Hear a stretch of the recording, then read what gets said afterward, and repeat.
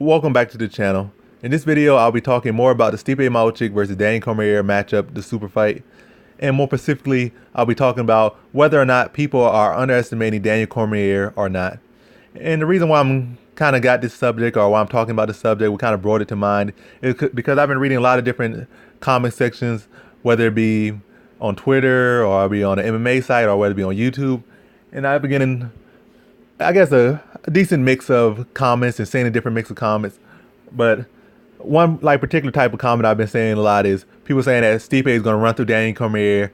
And the main reason people say that Stipe will run through Daniel Cormier is not because of how good Stipe is, or not directly because of how good Stipe is, but because John Jones beats Daniel Cormier, and John Jones knocked Daniel Cormier out, and John Jones has 2 wins, or at least 1 legitimate win over Daniel Cormier, or at least his hand was raised twice against Daniel Cormier. So they feel that because Stipe is bigger and I guess better maybe than John Jones or something, and even if that was the case, I don't really agree with that.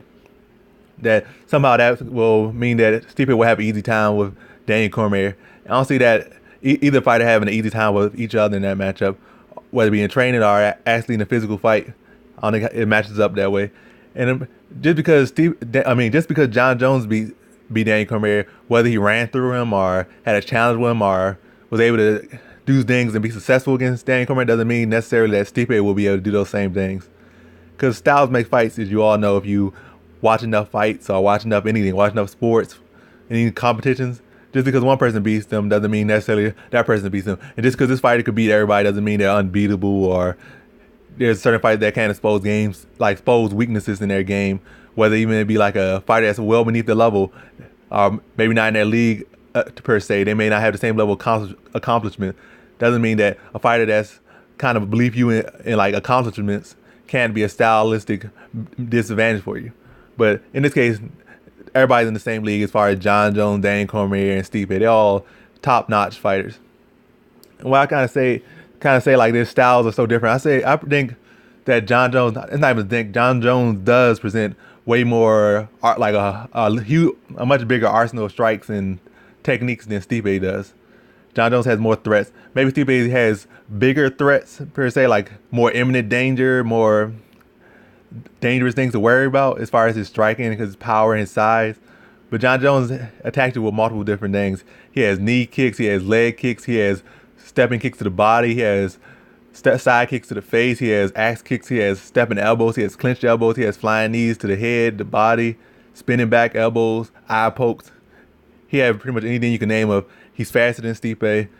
He has more wrestling. He has throws. He has takedown single legs, double legs, hip tosses. He has all types of stuff that Stipe doesn't have, and he's more of a submission threat than Stipe. Stipe really doesn't use submissions either. John Jones is faster. He has a longer reach. So it's different things. And obviously Stipe has stuff that John Jones doesn't have. Like Stipe has better boxing, and he has the size, and he has the power.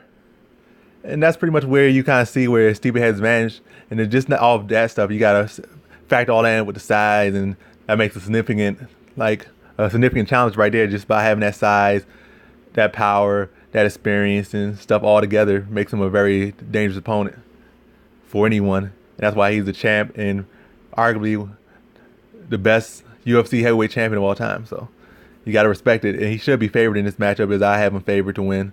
I think he will win at this point. Or I see it at this point unless something changes or something. But I give DC a good enough chance to win. But if I had to bet money, I would bet it on Stipe in this matchup.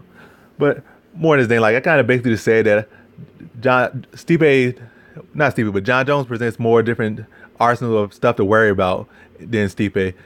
I think the most dangerous stuff for Daniel Cormier, I don't think really Stipe really has it like that John Jones has. Stipe doesn't really throw head kicks too much. He might occasionally throw knees and occasionally throw elbows. He doesn't really have a clinch game.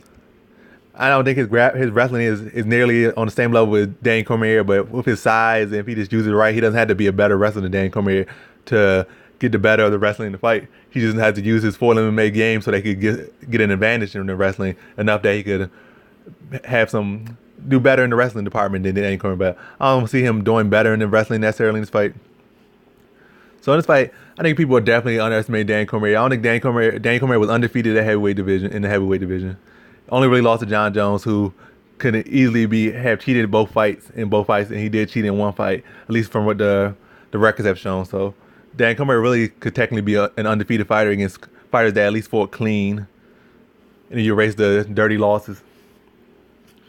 Dan Cormier has already fought people with power, and Rumble Johnson, and other people at the heavyweight division. He has already fought at least two people that were tall, and John Jones and Gustafsson, and both of them are faster than Stipe. So he's pretty much faced off, and I don't think Stipe really has fought somebody like Dan Cormier. Dan Cormier may have not exactly fought somebody like Stipe exactly in full, but he has fought people that have stuff that Stipe has, at least in different parts, in different fights. He has faced all the things that Stipe can present for the most part. But Stipe hasn't really fought like nobody like Dan Cormier yet. Most people that Stipe has fought, nobody has really been a true wrestler. Most people he has fought have been strikers, or maybe jiu-jitsu people, or maybe Muay Thai, or this. But yeah, that's strikers in jiu-jitsu. He hasn't really fought anybody that's going to be a wrestler. He hasn't fought anybody that can necessarily pressure him the way that Dan Cormier will be able to pressure him, or will try to pressure him. So I think Stipe is one that will be presented with more new challenges and stuff that he has had to deal with that he's not used to dealing with, as far as in the ring. Maybe he deal with it in training all the time, but not in the actual fight. Now, I doubt he has really had any Olympic level wrestlers he's been wrestling around with. He may be some people that NCAA level, but not Olympic level wrestler. So that's why I think people definitely underestimate Dan Cormier. I think Dan Cormier definitely present a lot of challenges just to Stipe. And I think this fight at most should be a 60-40 kind of half, with Stipe being the favorite at 60 and Dan Cormier at 40. But in my opinion, I think it's more of like a 55-45. I think it's really close. It could go either way. Stipe has the advantages right now, but Dan Cormier is definitely somebody with the fight IQ, experience, and the skills to definitely shake up and close all gaps that are against him.